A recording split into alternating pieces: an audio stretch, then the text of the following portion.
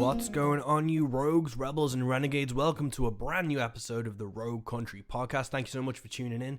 Today is episode 62 and we have the fabulous Frank Turner on. But before we get into that incredible talk with Frank, today we are brought to you by Pick Print Screen Printing.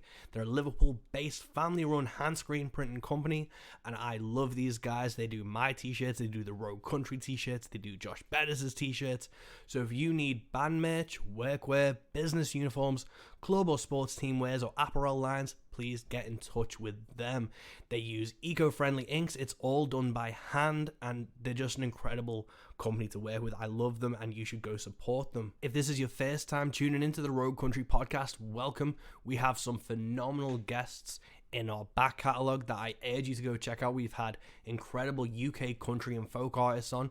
We recently had My Crooked Teeth on. We've had Chris Dover on. We've had Josh Bettis on. And we've had some incredible American guests and international guests like Jamie Wyatt, Anthony Simpkins from the Gems on VHS YouTube channel. So if you're just tuning in today, welcome and please enjoy the rest of this back catalogue. If you're a fan of live music, don't miss out on any of these incredible tours that are hitting the UK. We've been talking about American Aquarium. Their tour has been and gone, and they fucking killed it. I was lucky enough to see them in Manchester, and it was an experience. It was amazing. I got to run into Jody Davis from Fargo Railroad Company as well, which just made that night extra special. But if you love live country and folk and roots music, you don't want to miss these tours. In March, John R. Miller and JP Harris are doing a co-headlining tour, and it's just going to be incredible. I can't wait to see these guys in Manchester. On the 9th of March, they're in Glasgow, 10th in Newcastle, 11th in Manchester, 12th in Nottingham, and 14th in London. You do not want to miss those guys. Also, in April, from the 1st of April, Mike and the Moon Pies are in the UK, and you do not want to miss these guys. They are just incredible musicians, incredible country artists, and it's going to be a hell of a tour. So April 1st, they're in Newcastle. April 2nd, they're in London. April 3rd, they're in Nottingham. April 4th, they're in Manchester, and I'm opening for them. It's going to be incredible. And on the 5th of April, they're in Oxford, and I know Ags Connolly is opening for them. He's a friend of the podcast.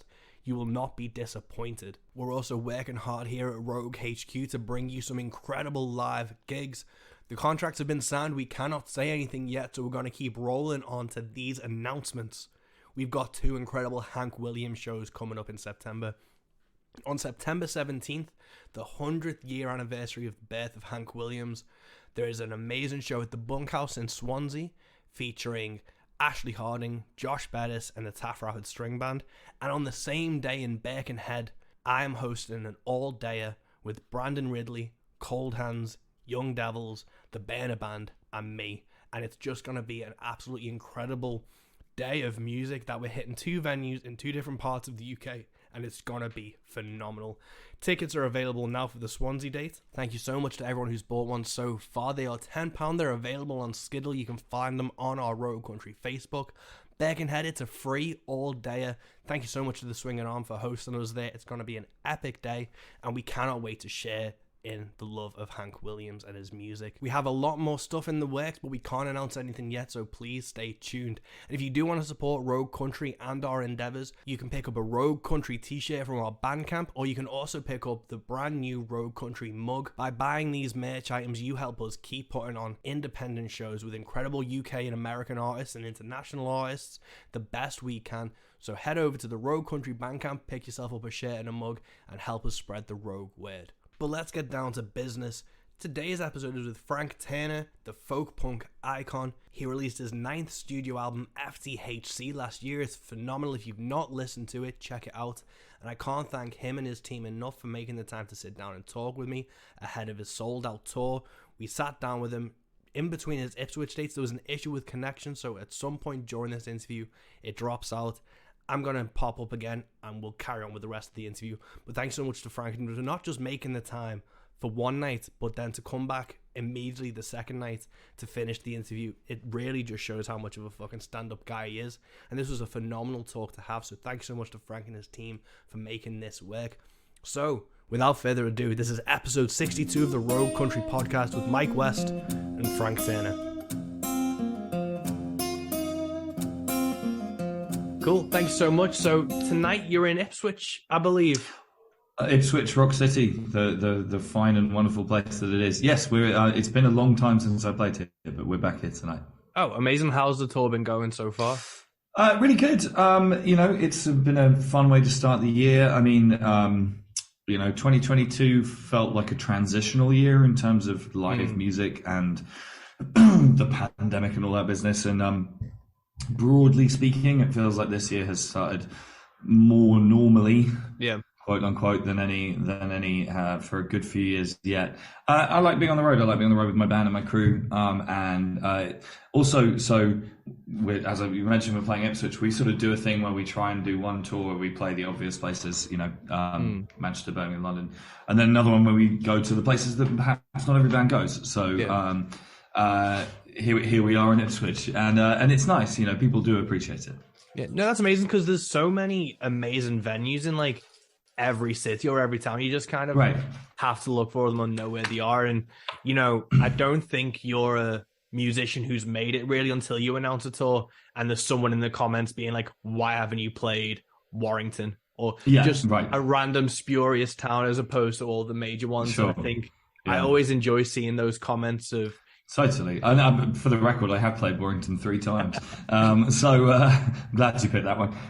Maybe sound cool. But yeah, I mean, it's a funny thing because like actually historically, every band used to do it. Like there's an amazing venue in Boston in Lincolnshire called the Gliderdrome. And the posters on the wall, like in the 60s and 70s, they had Beatles, Sabbath, Zeppelin, and bands used to tour regionally. And like, I was fortunate enough when I started out to do a bunch of shows with the Levelers, who are one of my favorite bands going on, but also and friends. But they said we were doing. I remember we did Lincoln, and I'd never been to Lincoln before, and they were just like, if you want a long career, play the places that other bands don't, because it will sustain you and it will show respect to your audience and blah blah blah.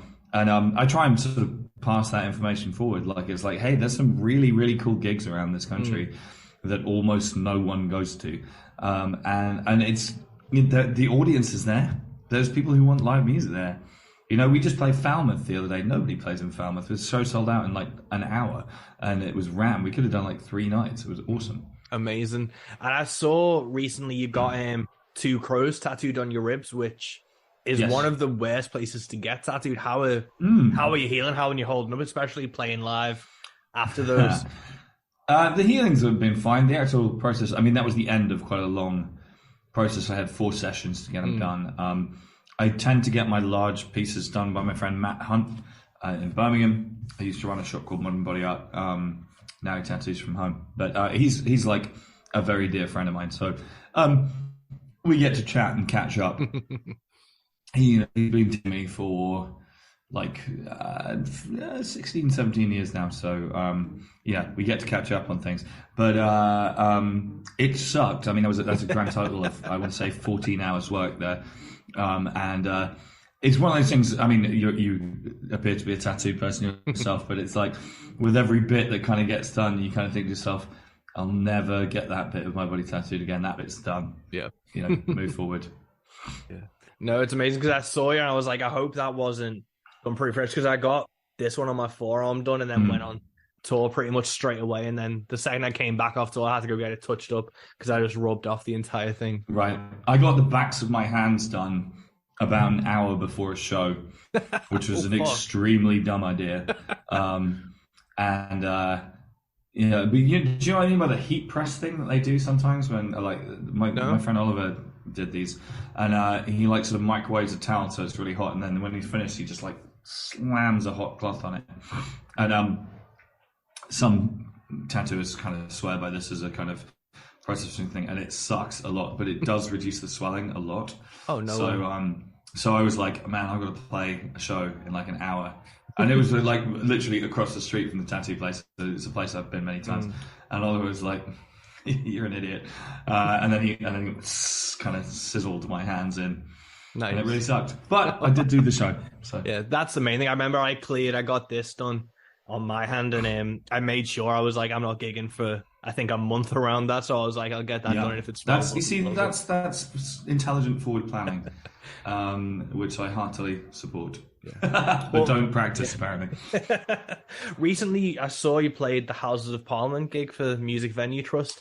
Yeah. What was that like? I know you've done some crazy gigs. You've got Yeah. Falmouth under your belt and Warrington, so it's not the Yeah, and craziest gig, but now it's got the to be up Palace of there. Westminster. I mean, the thing is, like, I mean, it was weird, but ultimately, like, I didn't go into it expecting it to be a regular gig. That wasn't the point. Yeah. Like, you know, the aim of the evening was very different. I was an adjunct to a different kind of initiative, you know, and like I've been doing what I can to help the Music Venue Trust with their incredible work for many years now. And Mark, who runs the MVT, sort of gave me a bell and was like, "Bet you've never played Parliament before." I was like, "I've been arrested outside Parliament, never charged." Yeah, so he asked me to go down and do it. I mean, it was weird. I knew it was going to be weird, but the purpose of my being there was to just sort of like try and turn some heads, get some influential bodies in the room and get them to shut up and pay attention, essentially. And so I played the shouty numbers, if you know what I mean. Like, I didn't play my song about Margaret Thatcher because as much as quote unquote punk as that would have been to do that, it would have also completely like dynamited the aims of the entire evening. And there is a, you know, as a boring old man now, it's kind of like, if you want to kind of blow that kind of thing up, then maybe stand outside rather than inside. Do you know what I mean? It's just like, there's no point in fucking up all the work that they're doing, so that I've got something funny to post on Twitter. Yeah, it's a hard line for like your values and like that inner kind of punk or inner kind of person that you want. Of course, but by deciding to by accepting Mark's invitation, I've already made my decision about what, you know. I don't know. Like there was during the pandemic, there was a lot of campaigning going on for independent venues, and there was one meeting that had been put together with an influential government minister, and of course, given the times, that happened to be a Conservative minister, and there was a very well-known musician who shall remain nameless, who was supposed to be at this meeting to convince the minister to give independent venues more money, who like 24 hours before the meeting tweeted something about how he hoped that all Tories' children die or something like this. The meeting got cancelled. There wasn't another round of funding, and a whole bunch of people lost their jobs. But that guy got likes and retweets, and it's just kind of like, you know, you can do that. You can do one or the other, but doing both at the time is just kind of a shitty thing to do in terms of the people who are actually campaigning to change things. Of which I might add, I'm not really one. I am somebody who sort of hangs around on the sidelines of that and helps when I can. But anyway, that's a long blah blah blah. It was cool. I've ticked it off my list now. I doubt I'll do it again, but I will go to my grave knowing that I have played quite near where they tried King Charles and found guilty of treason. Well, that's the good thing, but I think it's a good point that, you know, when something's greater than you, know when it's to lend your voice to something and not just kind of satisfy that instant gratification. I like the quote you did. I think it was in the Metro, whereas it's cooler to tell the story about the cool thing you did than a boring story about the thing you didn't do. And I think that's a really great approach to not just kind of being a musician, the gigs you do, but life in general. Yeah. Well, I think part of it is that, like, Christ, I'm launching down a kind of a contentious route early on. But I mean, I think one of the things, a big thing for me was that I got asked by Danny Boyle to play at the Olympic opening ceremony back in 2012, and I did. And a fair few people from the quote unquote punk scene kind of gave me some grief about doing that. And it just seemed really parochial to me. Do you know what I mean? It just seemed really, I mean, I'm going to use a provocative word. It seemed kind of conservative to me to say that I should turn that down, because like, how many times are you going to get asked that question? And I do remember rather volubly saying to one of the people involved, it's like, well, next time your band gets asked to do the fucking opening ceremony of the Olympics, you can turn it down. Have I still got you here? No, yeah. Oh, yeah, you're still hearing me, all right? Sorry, yeah, I think you froze for a second. Yeah, but yeah, is it, you know, when your band gets asked to do it, oh no, we've got a crackle on it. Sorry, I'm on venue Wi-Fi. Are we back in? Yeah, it's fine. But yeah, so, you know, I mean, ultimately, yeah, it's just this kind of like life is short, you know, and the world is enormous, and I feel fortunate to experience a tiny percentage of it, and if I can up that percentage, then I will. And ultimately, I just don't really give a fuck about what anybody else thinks about my decision making process. Too blunt. No, totally. I think Punk's one of those things, I think, where they can back themselves into a corner by setting too many limits. Because then it's like, well, is it punk to trademark your logo? And then if you copied someone else's logo, I'm sure that punk band would have something to say about it. And it's Yeah, totally. But I think that like to me, a lot of the time, like a lot of the kind of like ethical directors of punk rock come from very honest and worthy places, and I still subscribe to an awful lot of them. But there's definitely, and I think this is true of almost any ethical directive, full stop. But it can metastasize in extremists or in different contexts into something that's unhelpful, you know. And like I just sort of again in my journey through life, like many have been the times when I've watched people essentially booing their friends for achieving the thing that they said that they would try to achieve. And it's kind of like, what the fuck is that, man? Like, you know, if I see a band that I like do well, then I'm stoked. Yeah. And there's nothing else to say on that topic. Yeah. Good for them. No, totally. Well, the tour that you're on at the moment, you've got lottery winners, yes. the Willswood boys at the moment. You're kind of not notorious because it's an amazing thing to do. You bring out incredible bands to support and stuff. What was it a kind of conscious process to be like, I'm going to bring out, you know, new faces to these crowds and things? Because you've had like Beans on Toast, we've got a mutual and Amigo the Devil you had over in the States. There's a bunch of considerations about choosing support acts. You know, first of all, I feel responsible for the evening's entertainment. Yeah. Do you know what I mean? Like, I want it to be a good show. I want everyone to enjoy all the bands. I don't want anyone to have to kind of suffer through some bag of shite that a major label paid to put on the bill or whatever.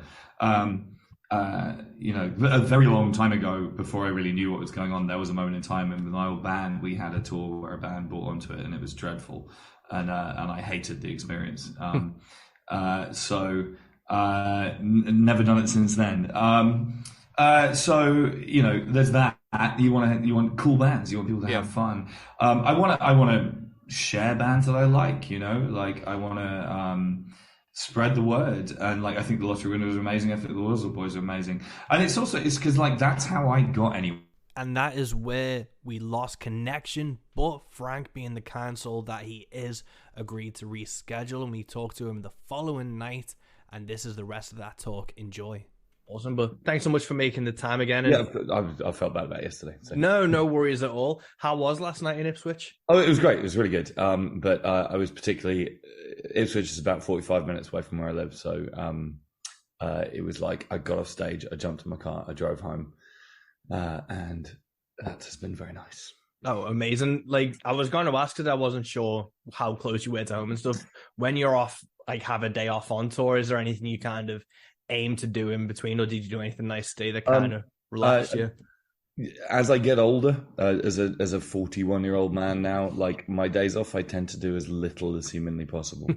You know, we still put on, I think, a show that's as physically taxing as it's ever been, you know, as physically energetic. And like, you know, we're playing 2 hours, we're doing 26 songs in a set in a minute, and that's a lot, jumping around, running around, all the rest, but also just my voice, do you know what I mean? It's like, so we call it slug life. Thug life, but like, we generally speaking on days off, people, you know, usually I don't get to come home on a day off, we have a hotel room, but I tend to kind of like the sort of the opening act of slug life is like, do not disturb sign on the door, the dressing gown that comes in the hotel room, if there is one, goes on, room service, phone on do not disturb, Netflix, silence kind of thing. That's what I do. I mean, some of the, you know, my Ben, who plays guitar in my band, for example, is like he loves to kind of chat around towns and see stuff and all that kind of thing, and that is cool. But it's like it's particularly this little motherfucker's got to stay well. Yeah, no, definitely. Is there anything you specifically do? I was just watching a Hot Ones episode with Bryan Cranston, and he talked about how he did this run on Broadway. And Monday was, he didn't say a word. It was like complete voice rest where he literally didn't speak all, no whispers. He communicated by paper. And that was how he kind of got through those Broadway shows. Is there anything you do in particular that's kind of... I don't. I know that some people do the total voice rest thing. That's never quite, for me, it's more like an engine. My voice is more like an engine that needs to be kept ticking over a little bit. Do you know what I mean? Yeah. I mean, my voice would be, because I sing extremely forcefully, should we say. Sound guys the world over tend to go, fucking hell, when I start going. But yeah, I don't do like full voice rest or anything, but like, I drink 3 liters of water minimum a day when I'm on tour. And, there's tons of kind of like pills and potions and certain types of tea and all this kind of thing, which help. But I spend like, it's one of the less glamorous parts of what I do. And I think anybody who does what I do for a living would agree with this. Like, I spend a really quite tedious amount of my day thinking about my voice. Yeah. And like, I sincerely hope that I will be able to do this for the rest of my life. But if somehow the universe told me that I couldn't, the one relief would be I'd go out and buy a packet of cigarettes immediately. You know what I mean? Like, yeah, it's just like, it gets quite dull being that obsessed with one part of your body forever. Yeah. Yeah, I know, like, I've had, time away from playing live and stuff, and I don't know if you've ever had the thought, as you stepped up to the mic for the first time that day, like, what if nothing just comes out? Oh, yeah, totally. Well, I mean, I to a degree, I feel like that about every aspect of playing live. If we have, like, 3 weeks off, we get to the first show, and I'm like, how the fuck do you do this again? And it comes back. But I mean, and that's a common thing, I think, like my wife used to be an actor, and she would say that she had a similar thing if she hadn't done a show for a little while. It'd be like, what the fuck am I doing? So, it's definitely a thing. I think that one of the things I post, because I sort of had a fair amount of time off, at least doing it full time over the pandemic, obviously. And I actually went back and had some fresh vocal coaching for the first time in 20 years. Really? Last year. Just because I was kind of struggling to get back up to speed again, which is partly having 2 years off, and it's partly just getting older, I mean, your voice changes to get older, I'm sure you know. And just kind of figuring out kind of like, it's not, I wasn't getting vocal coaching to kind of learn how to sing. I know how to sing, but it's more just like maintenance. Do you know what I mean? It's just like, how long can we keep this motherfucker going for? But yeah, no, thankfully now I feel like, that fallow period has come to an end. I mean, I've got a very busy year. So. Yeah. No, that's awesome. Without trying to get like a free voice lesson, was there anything you took away from those things that you immediately became staples or changed how you perceived how you like maintain your voice? Yeah, I mean, it's difficult to sort of pick any one specific kind of technical thing or whatever, other than I would say the drinking water thing. I mean, I always tried to stay hydrated, but I'm now like, I have an absolute benchmark of minimum of 3 liters of water a day, which means I spend a lot of time pissing, which is what everyone wanted to know. But it's more than you think, 3 liters of water a day. It's pretty crazy, and I usually actually aim for 4, but I think, I mean, I guess one of the things is like, and again, this is just a function of getting older, is that like nowadays I start my preparation for going on stage starts 90 minutes before we go on stage. And like, I can remember being like 23 and like rolling in from the van or from the merch table or whatever and just walking straight on stage and blasting out an hour and a half set and not giving a fuck. And I just can't do that anymore, or at the very least I could probably do it once and then the following day I'd be totally screwed. So, it's part of the deal, really, ultimately. I definitely take a lot better physical care of myself now than I used to. Again, I do a fair amount of kind of like working out and cardio and shit when I'm not on tour, which again, I never did that when I was younger. And like the very idea would have been like, I'm not that kind of guy sort of thing, but it's not for kind of, I'm not like a gym bunny. I'm just trying to sort of like stay coherent. Yeah, that's the thing. It gets to a certain point where you aren't trying to get in shape. You're just trying to stop the wheels from coming off. Exactly. Yeah. And I think that is a sad function of the passage of time, but like getting older is better than the alternative, as they say. Yeah, no, totally. And going back to what we were talking yesterday before we kind of got cut off, you've helped loads of artists. Obviously, you've got the lottery winners and Wills with Boys on tour with you at the moment. You've toured with folks like Amigo the Devil over in the States. Yeah. Is there any kind of, idea or thought process behind who you bring on tour? And obviously you want to kind of help kind of pay it forward in a way. Yeah. Those younger acts. That's a big part of it, and I started saying this yesterday, but I'll say it again while we're on a good connection. I got anywhere in music by opening for people. I mean, I don't want to disavow the radio and the press and stuff that I did have, but the vast majority of my success came from opening for other bands, particularly in the States, where I did this had about a 3-year period where it just felt like I was opening for like Social D, Dropkick Murphys, Flogging Molly, Offspring, just endless tours, and it was great. It was a good discipline as a musician and all the rest. But I want to pay that forward. In fact, Noodles from the Offspring, quite specifically, when I sort of said to him, "How do I ever repay you?" He said, "Just take out bands you like on tour, help people out," and so I do, so that's a big part of it. And like I sincerely, music is not a competition. Music was never a competition. No. And particularly now with the internet, it's ludicrous to suggest that there's anything zero-sum about music as a competition. I want everyone who's in the band to do well, actually, because it's hard. And I wish everybody success. I can't, to pick the obvious example, I can't stand the music of the Red Hot Chili Peppers, but I hope that they go from strength to strength. And I hope that they make their fans happy, and I hope they live long and productive lives. So I like, sorry, where was I going with this? I sincerely hope that one day, like a band that, like I've been saying this on stage on this tour, like one day the lottery winners, I'm going to be opening for them on their stadium tour or whatever. And first of all, I'm not fully joking about that. I think they're completely incredible and they're going to go places. But it, like, nothing would please me more than to see a band that I took out on tour become infinitely more successful than I've ever been. I think that would be superb. So there's all of that. It's also, there is a degree of curation as well, in the sense I feel kind of responsible for the evening's entertainment. I want people to enjoy the show. There's also, you've got to think about the evening as a kind of holistic event, in the sense that, like, so for example, we have had 1 or 2 tours in the past where you have like a punk band first on, and then like a downbeat acoustic act, and then us, and it doesn't quite make sense in terms of the overall management of the evening, do you know what I mean? Whereas by contrast, there's a band from Minneapolis called Cuckoo Kangaroo, who are kind of completely demented children's entertainment explosion. It's quite difficult to describe them. When I told my booking agent I wanted to take them on tour as an opener, he thought I was having some kind of psychotic break.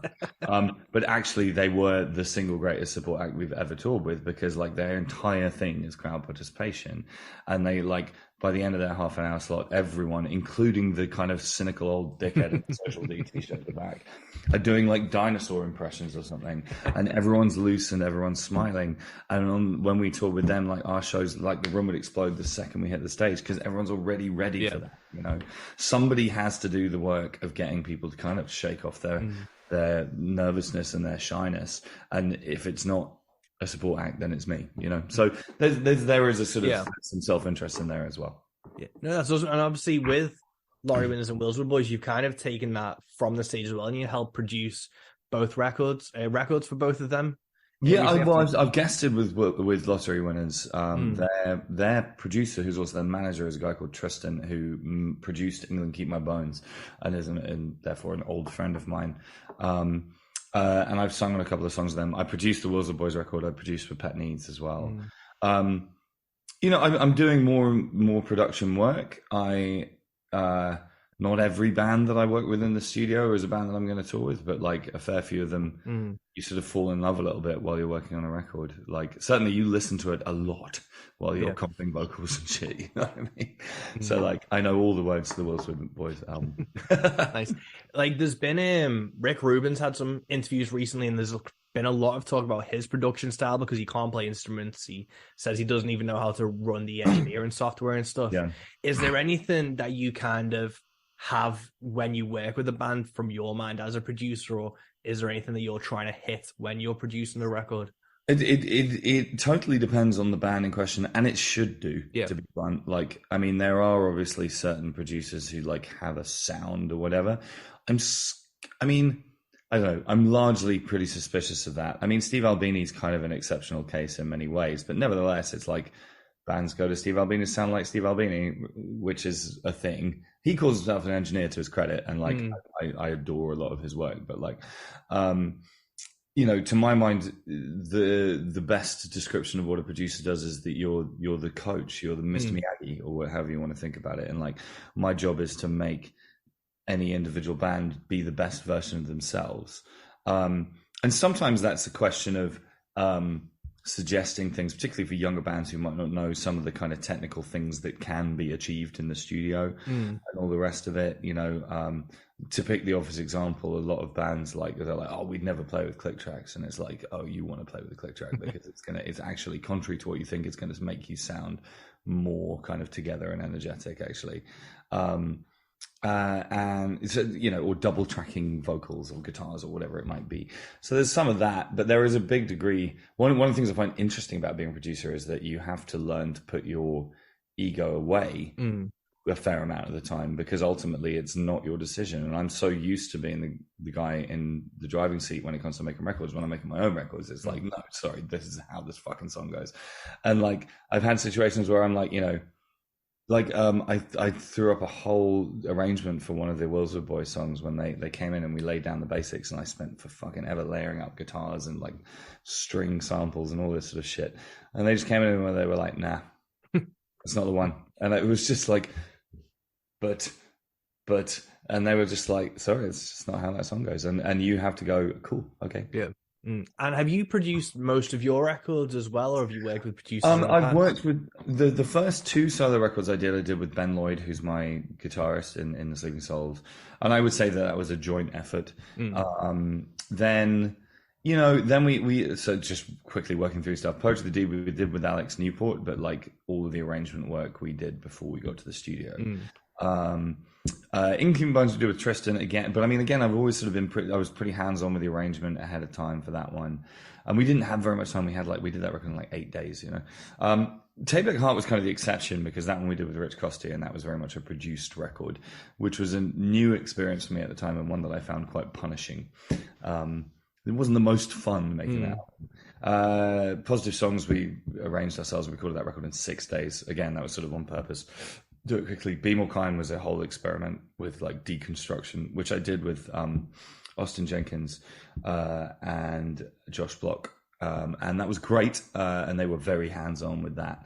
And then FTHC again, I sort of did all the arrangements myself during lockdown, really. So like, it's only recently that I've had the ability to begin thinking about the technical side of things. And for my next record, that's going to be a new thing, as I'm going to be the one actually picking microphones and shit like that, and that's new for me. But I've been involved in kind of like the arrangement side of it for a long time. Has there been anything in terms of, because I think arrangement, especially coming from like a singer-songwriter background, people think that the song's done as it is, and then they never really kind of reassess the arrangement again. Is there anything you've learned or taken away that you'd strongly suggest, like deconstructing, rebuilding things? Or? Yeah, I mean, the first thing is that I should mention at this point, the Sleeping Souls, like we do a fair amount of arrangement stuff together. Generally speaking, I'll write a song, vocals and guitar, and I'll have a sort of a starting direction at the very least for where I think the arrangement should go. Sometimes I have like, this song goes like this, here are the parts. And sometimes it's like, hey, let's jam this around and see how it goes. And usually it's somewhere in between those two. But I mean, I think we've kind of reached a pretty good place as a collective now, to answer your question, which is that like we try and work on the principle like there's no ideas that aren't worth trying. Yeah, never know. And like a lot of the time it's cool. This is a thing I actually learned off Scott Hutchison, funnily enough. God rest his soul. We were chatting a lot when they were making Pedestrian Verse. I was making Take Like Heart, and we used to communicate a lot. Sort of late night phone calls and text messages and stuff. But one of the things that Frightened Rabbit did on that record was they write a song, arrange it, park it, and then imagine it was someone else's song and that they were doing a cover of it. Because the point of doing cover obviously is to find a new soul of a song and to come at it from a different direction. And the thing that's cool about that is that the original's still there. Do you know what I mean? That's still there, but you come at it in a completely different way. And it might be, you might go, fuck me, this is how the song goes. And you might go, yeah, that's terrible, back to plan A. And more often than not, what happens is you keep a couple of little kind of things become apparent. But I think it's quite a good discipline, and for myself, I try and make sure that there's always like a solo version of a song that I can play. I'm really focusing on that on this record, actually. I'm actually considering the merits of trying out some material at some open mic nights near me. Awesome.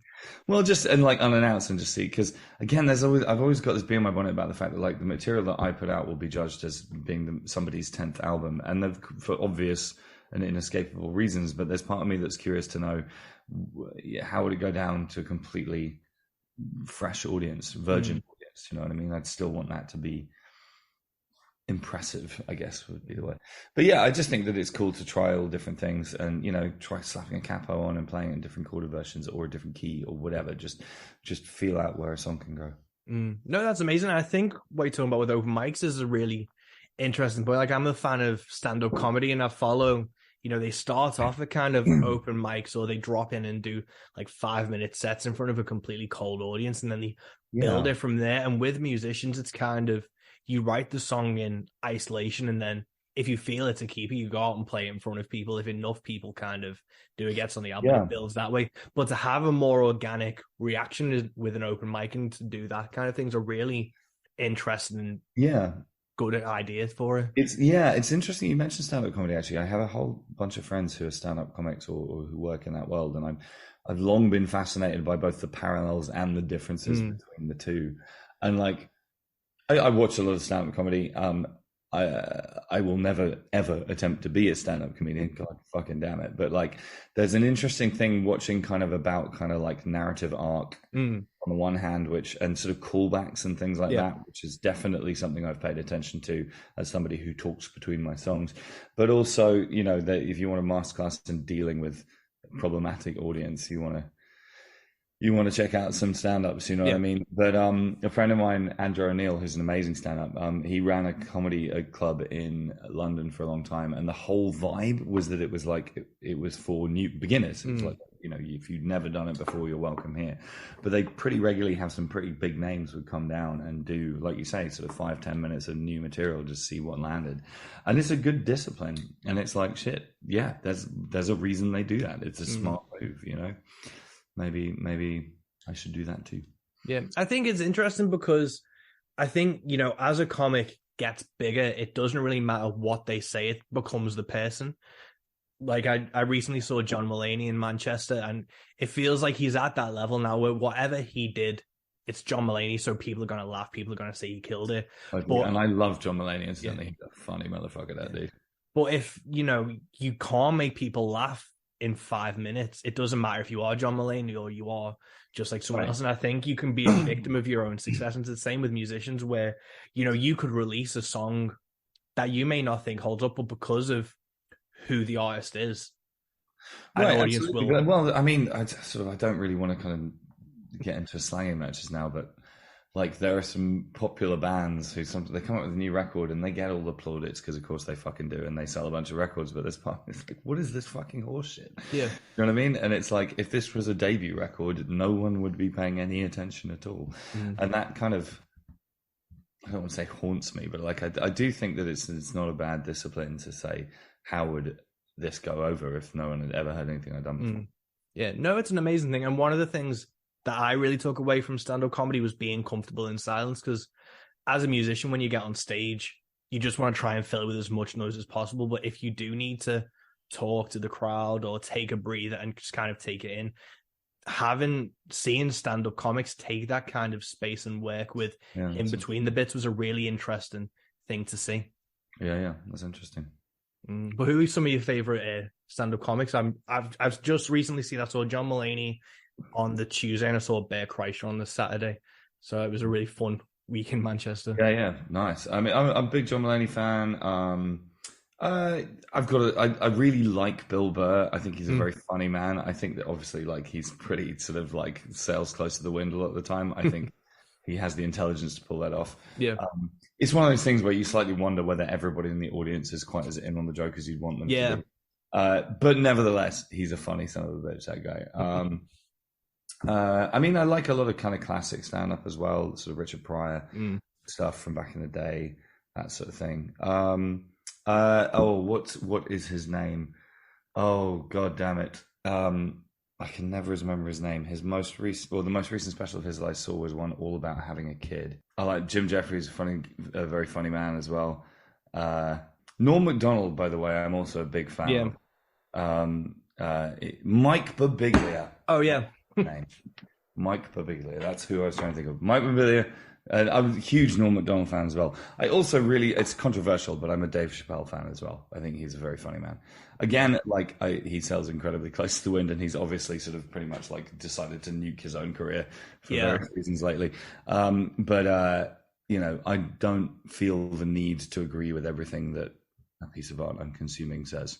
Yeah, no, totally. Like, because the Dave Chappelle one's weird. Like, that's how a few of my friendships kind of spawned in high school. Was we were I had a friend, and we were kind of in the same group, but we were on like the other sides of like the spectrum of our friend group. And it was the Chappelle show and his early stand-up that we kind of clicked. It was like, oh, you like that stuff too.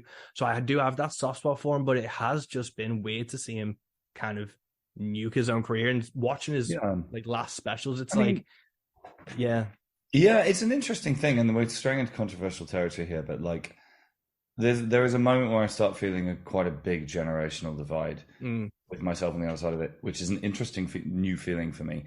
But like, you know, I went to the Sensation exhibition when I was a kid, and like there was a huge thing that it was the world of progressive politics was very much about kind of blowing up taboos when I was young and in my formative years, and it was very much you expected and wanted and cheered on an artist who didn't give a fuck and did whatever the fuck they want, and that was bred into me pretty hard, and I still subscribe to that to a pretty large degree, and I still think that you know, there is this kind of modern idea, of which I'm arguably a proponent, and I will hold my hands up that punk rock should be nice in some way. I'm not sure that that's historically accurate. You know, of course, having said all of this, I'm not particularly a fan of needless cruelty, or you know, anything like that, or like sort of like cruelty of any kind, really, actually. You know, but at the same time, it's kind of like there is a part of me that like respects an artist's right to do whatever the fuck they want, and to be and to explore their art, you know. And I do think that the world that we live in now, where there's a sort of a lot of younger people seem to have a sense that the kind of the public has a right to sort of curate an artist's output, is slightly troubling for me. The public has a right to not consume an artist's output, absolutely, of course, and always has done. But like, I'm not sure. I'm never comfortable with the idea of telling an artist you may not do this or that. No. It's like, fuck off. Like, that's not what an artist is, you know, is how I feel. Yeah, no, I think the same. And I think with Chappelle, the thing for me as well, as a comedy fan, what he was saying just wasn't funny. And it did turn to cruel. And it was, and people talk about it. You know, I think there is a strong point to be made about punching down and all that kind of business as well. I don't know. I mean, we should move on from the topic. Totally. But I like I say, I sort of like, I feel like there's something I find quite empowering to me to watch somebody who doesn't give a fuck what people think and just makes the art they make. I think that's kind of cool. Yeah, no, totally. But going on to kind of fan power and audiences and stuff, you've said before that you don't like the word fan in terms of when it comes to yourself and things like that. And I think that's a really interesting thing, because the word fan does create division and does kind of create like a hierarchy when it should be a lot more kind of communal or back and forth to it. Yeah, I mean, it's like, you know, I guess these days I would recognize that the different people have different takes on this, and that's fine. But it was like, I remember as a kid, like, I just wasn't interested in the sort of Oasis take of being in a band. And like, as I've sort of grown into some respect for that band actually as I've got older, but I hated them when I was a kid, partly because it was just shoved down your throat when, you know, I was 13 in 1995, you know what I mean? It was an appalling time to be a teenager who wasn't that sold on Britpop. I can see your cat climbing up in the background. That's right. Yeah, I've just decorated it, so if he ruins anything, I'm gonna see my ass. but you know, but I think, you know, their entire shtick, very consciously, was to be rock stars, you know, and I just always found that hugely alienating. I was like, who gives a fuck? And it was just, you know, I was not cool as a kid. I was extremely alienated and unpopular and isolated and all the rest of it. And anything that brings that kind of high school cafeteria pecking order thing back into art is extremely disinteresting to me. And by contrast, at least on paper, at least ideologically, punk rock was not about that, and it was about this idea of community and communication within community. And I think that Malcolm McLaren said a very interesting thing a long time ago about how there was more in common between punk rock and folk music than most people would originally think. And he said that before this sort of folk punk thing that's happened in the last 15 years happened.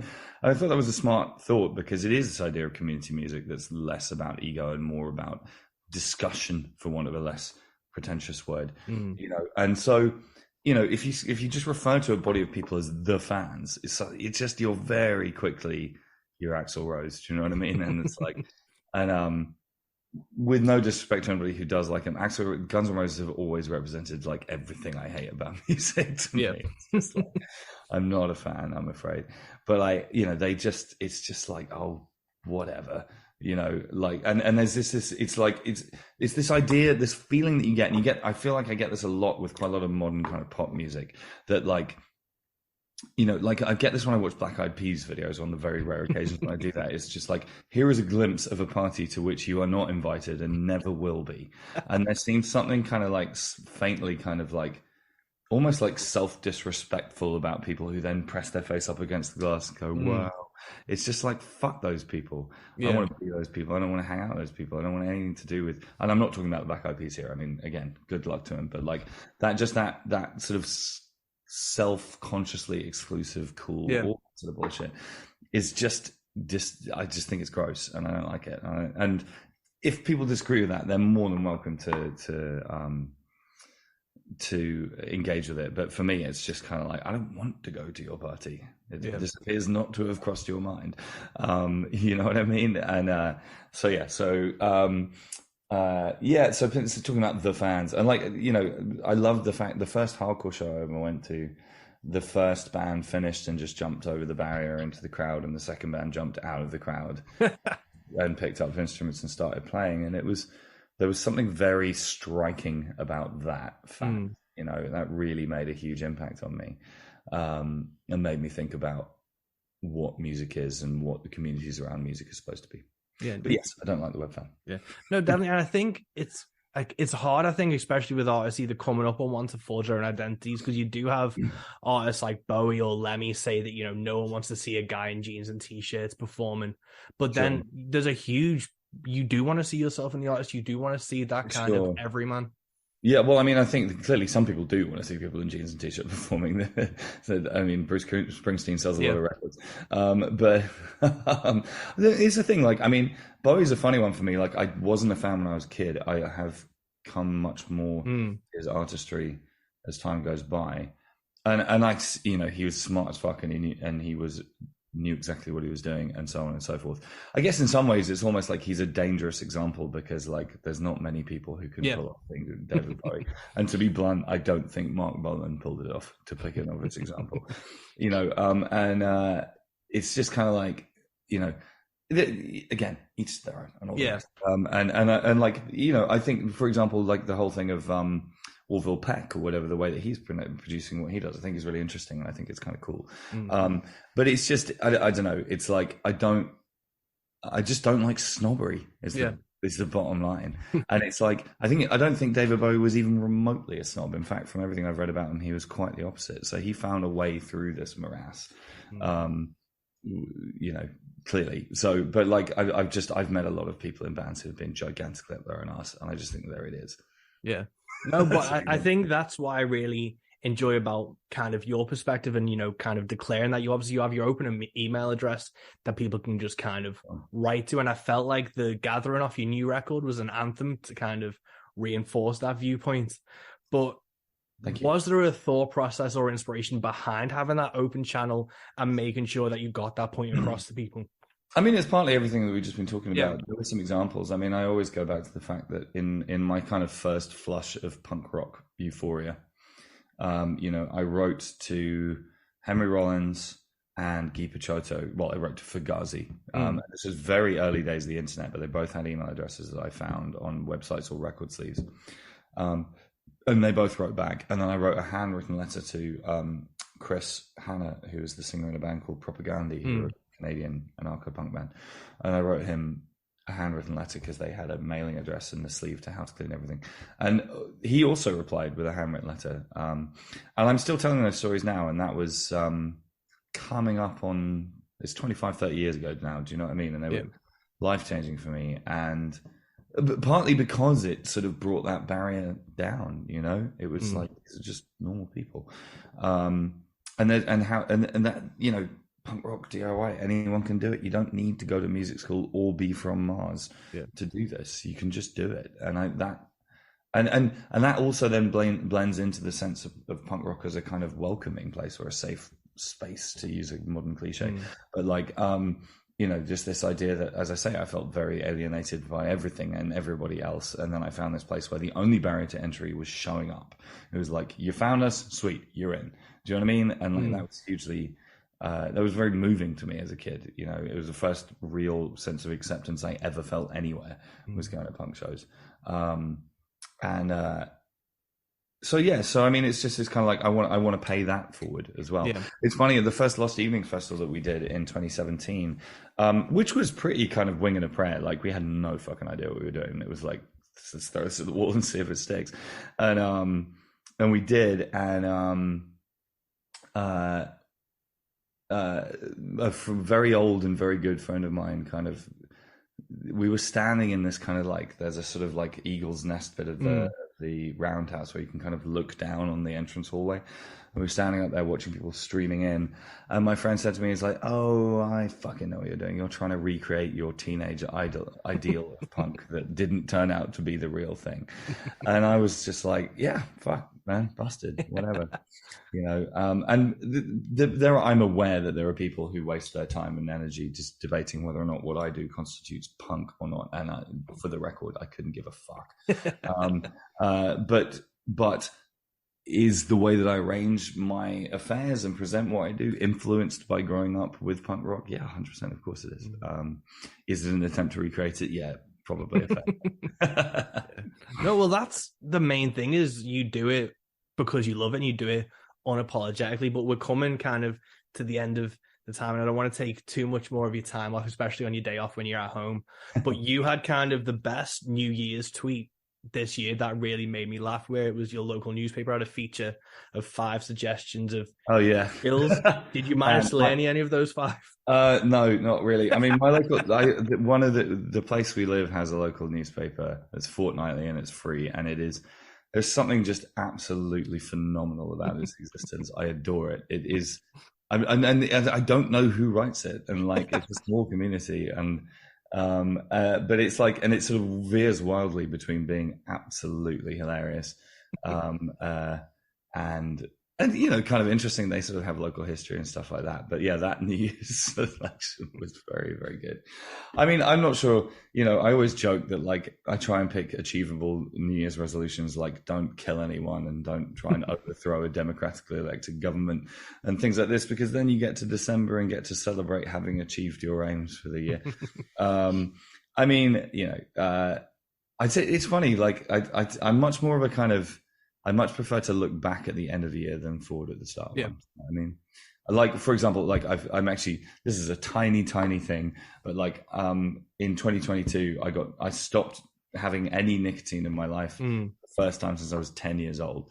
And it wasn't even that. I was on a vape thing for a while. I haven't smoked a cigarette in like 5 years, and then now I gave up the vape, and it actually wasn't that hard in the end. And it was kind of cool to sit around with my missus on New Year's Eve and be like, shit, like I haven't had any nicotine in my system in like months. So it's like, it was the first time since I was a child. Awesome. And you know, that's a nice thing. And I didn't at the start of 2022. I didn't be like, this year. Yeah. So like, I think it's, there's something slightly, you can force yourself and then end up kind of throwing it all up in the air and giving it. Yeah. Amazing. Well, I think that's a really positive note to end on. And thank you so much, man. Let me just wish you all the best for the rest of the tour. I know you've got some dates in Australia and things coming up. It never ends. We're round and round. So I will, no doubt our paths will cross and on. But thank you for your time, man. No, amazing. Thank you so much.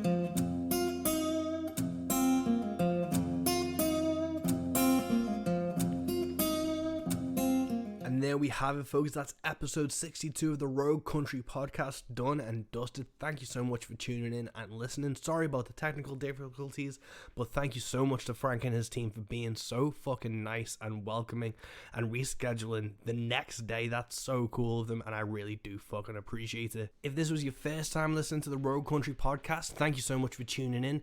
I really do appreciate it. Make sure to leave some reviews, but more importantly, go back and check out our back catalogue of incredible artists I've been so lucky and fortunate to talk to. There is some incredible artists in there. Well, all of them are, to be honest, because they're all phenomenal people, but please go listen. And in the meantime, keep supporting the things you love, keep doing the things you love, and keep it rogue. Peace.